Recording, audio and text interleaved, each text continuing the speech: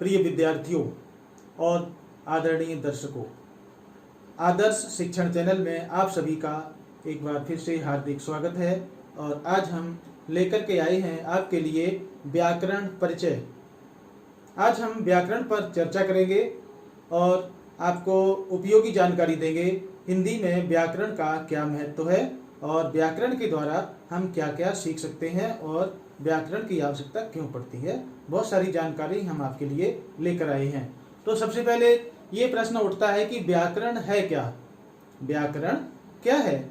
हम पढ़ते हैं किताबों में, बहुत सारी किताबें हमारे पास आती हैं, अन्य लेखकों की होती हैं। बहुत सारे लेखक मार्केट में किताबें ला करके देते हैं, दुकानों पे मिलती हैं और हम घर में ला करके ढेर लगा लेते हैं, लेकिन हम समझ नहीं पाते कि व्याकरण क्या है। मुख्य मुख्य चीजें पढ़ लेते हैं लेकिन व्याकरण नहीं पता होता व्याकरण क्या होता है। व्याकरण वह विद्या है, व्याकरण वह विद्या है जिसके द्वारा किसी भी शास्त्र का शुद्ध लिखना, बोलना और पढ़ना आता है। मतलब कि व्याकरण के द्वारा हम किसी भी भाषा को शुद्ध लिखना, पढ़ना, बोलना जान सकते हैं, सीख सकते हैं। ठीक है। तो व्याकरण के बारे में, व्याकरण वह विद्या है जिसके द्वारा किसी भी भाषा का शुद्ध लिखना, पढ़ना और बोलना आता है। मतलब कि भाषा चाहे कोई भी हो, अगर हमें व्याकरण का ज्ञान है तो हम अच्छे से किसी भी भाषा को बोल सकते हैं, पढ़ सकते हैं और लिख सकते हैं। यह होता है व्याकरण का अर्थ। इसके बाद आते हैं व्याकरण में आगे क्या होता है? वर्ण होते हैं। वर्ण, तो वर्ण क्या होते हैं? वर्ण वह छोटी से छोटी इकाई है, बहुत ही छोटी इकाई है जिसके आपस में टुकड़े नहीं करे जा सकते, जिनको आपस में विभाजित नहीं किया जा सकता, उन्हें हम वर्ण कहते हैं। वर्ण वे ध्वनि चिन्ह होते हैं जिनके और टुकड़े नहीं हो सकते, स्वतंत्र इकाई होती हैं ये, और ध्वनि चिन्ह होते हैं तो इनको हम विभाजित नहीं कर सकते, इसलिए हम इनको वर्ण कहते हैं। इसके बाद इसमें आते हैं आ, ई, उ, घा, चा या सा। ये सारे सब वर्ण हैं। वर्णमाला क्या होती है? वर्णों से मिली है वर्णमाला। वर्णमाला वर्णों का समूह ही वर्णमाला कहलाता है। जिस तरह से फूल माला होती है, फूलों से बनी हुई माला, ठीक उसी तरह से वर्णों के समूह को जब इकट्ठा करके लिख देते हैं तो व्याकरण में उसे वर्णमाला कहा जाता है। ठीक है। आगे हम चलते हैं। शब्द। शब्द क्या होते हैं? शब्द वो होते हैं जो दो या दो से अधिक वर्णों के योग से बनते हैं। दो या दो से अधिक वर्णों के, वर्ण मतलब अक्षर, अक्षरों के योग से, योग मतलब मिलाने से जब एक नई रचना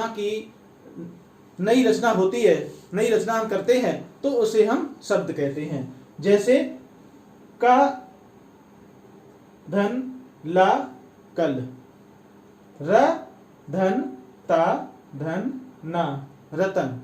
तो इस तरह से दो या दो से अधिक अक्षरों को मिलाकर के जो एक रचना बनती है उसको हम शब्द कहते हैं। इसके बाद आते हैं पद। पद किसे कहते हैं? तो बच्चों, प्यारे बच्चों और आदरणीय सम्माननीय दर्शकों, पद के बारे में बताने जा रहा हूं। शब्द और पद में थोड़ा सा अंतर होता है। शब्द ही पद होते हैं, लेकिन पद क्या होते हैं वो मैं आज आपको बताने जा रहा हूं। शब्द जब वाक्य में प्रयोग हो जाते हैं, दो या दो से अधिक शब्द मिलकर के जब वाक्य में प्रयोग हो जाते हैं तो हम उन शब्दों को शब्द नहीं कहते, तब वो पद बन जाते हैं। जिस तरह से मैंने एक वाक्य लिखा, कमल पुस्तक पढ़ता है। कमल पुस्तक पढ़ता है। इस वाक्य में कमल, पुस्तक, पढ़ता ये सारे शब्द हैं और ये शब्द सब मिलकर के एक नई रचना कर रहे हैं। तो यहाँ पर हम इन सभी शब्दों को शब्द ना कहकर पद कहेंगे। तो अभी समझ में आ गया होगा कि पद क्या होता है। वाक्य में जब शब्दों को प्रयोग कर देते हैं, वाक्य में जब हम शब्दों का प्रयोग कर देते हैं तो वे शब्द जो हैं पद बन जाते हैं, उन्हें हम पद कहते हैं। यहाँ पर कमल वैसे तो शब्द है लेकिन ये वाक्य रचना कर रहा है, तो इसको हम पद कहेंगे। पुस्तक को भी पद कहेंगे, पढ़ता को भी पद कहेंगे, भले चाहे क्रियापद हो, कर्म पद हो या कर्ता पद हो, कोई भी हो, लेकिन ये पद का काम कर रहा है। दूसरी बात यहाँ पे उठती है कि पद परिचय किसे कहते हैं। आगे व्याकरण में आता है पद परिचय। पद परिचय में ज्यादातर ये 10वीं क्लास के बच्चों के पाठ्यक्रम में होता है, व्याकरण के क्षेत्र में। तो इसमें क्या होता है, पद परिचय में व्याकरण की दृष्टि से वाक्य में प्रयोग किए गए पदों का व्याकरण की दृष्टि से परिचय देना, व्याकरणिक परिचय देना ही पद परिचय कहलाता है। जब हम वाक्य में आए हुए पदों का व्याकरण की दृष्टि से, व्याकरण की एक अलग अपनी रूपरेखा होती है, अलग उसका एक सीमित दायरा होता है, तो वहां पर जब हम व्याकरण की दृष्टि से उन पदों का परिचय देते हैं तो फिर वो पद परिचय कहलाते हैं। वाक्य में आए हुए पद, उनका हम व्याकरण की दृष्टि से परिचय देंगे तो फिर वो उन्हें पद परिचय कहते हैं। इसके बाद आते हैं वाक्य। वाक्य वाक्य किसे कहते हैं? सबसे पहले हमने पढ़ा वर्ण, उसके बाद शब्द, उसके बाद पद और उसके बाद हम आते हैं वाक्य पर। वाक्य क्या? तो वाक्य क्या होते हैं? वाक्य दो या दो से अधिक पदों के योग से जो रचना होती है उसे हम वाक्य कहते हैं। तो शब्द के बाद एक और चीज आती थी, उसको बोलते थे शब्द समूह। शब्द समूह, शब्द समूह क्या होते हैं कि जब दो या दो से अधिक शब्दों को एक साथ मिलाकर लिखा जाता है तो उन्हें शब्द समूह कहते हैं। और वाक्य में शब्द समूहों के द्वारा ही वाक्य रचना होती है। दो या दो से अधिक शब्दों का समूह मिलकर के एक वाक्य की रचना करते हैं। जैसे हमने वाक्य लिखा है बच्चा खिलौनों से खेलता है, तो इसमें क्या है कि बच्चा खिलौनों से, तो एक ये पद है, एक ये पद है, एक ये पद है, ये सब मिलकर के एक समूह बनाते हैं और एक नए वाक्य की रचना करते हैं जिसका एक कोई निश्चित अर्थ है। वाक्य का एक निश्चित अर्थ भी होता है।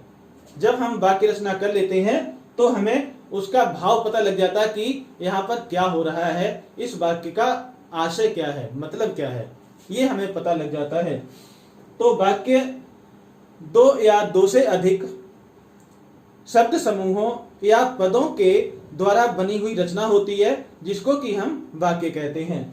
अब वाक्य जो है दो या दो से अधिक पदों के या शब्द समूहों के योग से बनी रचना को वाक्य कहते हैं। वाक्य का एक निश्चित आशय या अर्थ या अभिप्राय होता है। तो आगे हम जब चलेंगे तो बताएंगे कि वाक्य के कितने भेद किए जा सकते हैं, वाक्य के भेद कितने आधार पर किए जा सकते हैं। तो यहाँ पर हम देखते हैं व्याकरण के नियम के अनुसार व्याकरण के भेद दो आधार पर किए जा सकते हैं।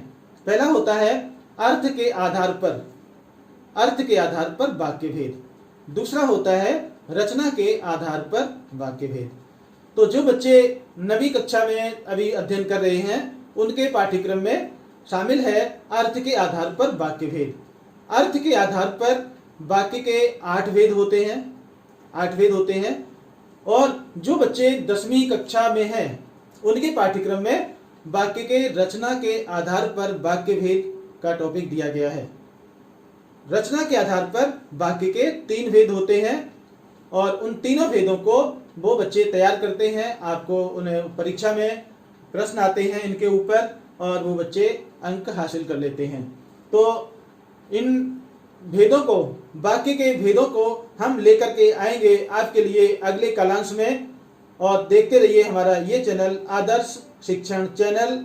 और वाक्य के जो अर्थ के आधार पर भेद और रचना के आधार पर भेद आप पढ़ेंगे हमारे साथ अगले कालांश में। और सभी बच्चे, वो बच्चे जो उच्च कक्षाओं में हैं या फिर अपनी परीक्षाओं की तैयारी कर रहे हैं, तो उनके लिए भी हम बहुत कुछ लेकर के आएंगे। तो बने रहिए हमारे साथ, हमारे चैनल पर जुड़े रहिए और सीखिए हमसे हिंदी व्याकरण तथा अन्य महत्वपूर्ण जानकारी। और इसी के साथ आज का ये कालांश यहीं पर समाप्त होता है। फिर मिलेंगे। धन्यवाद।